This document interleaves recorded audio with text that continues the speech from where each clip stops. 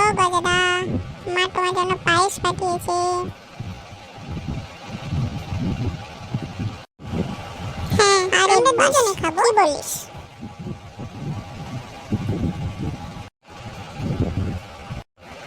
আমি পুরোটা একাই খাবো। চা পুরোটা খেয়ে নিলে কালকে আবার আনিস। কে এনেছিস? দে দে। কিন্তু আজকে এত কম কেন? বাহ, কি টেস্টি! তোর মা তো খুব ভালো পায়েস করে। গজাদা, আজকে যখন আমি সাইকেলে করে আসছিলাম, আমার সাইকেলের চেনটা হঠাৎ পড়ে গেল।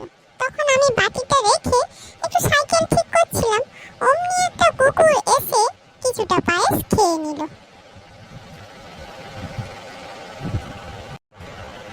হতচ্ছাড়া বাঁদর, তুই কুকুরের মুখ দেওয়া খাবার আমাকে খাইয়েছিস? তোর কত বড় সাহস!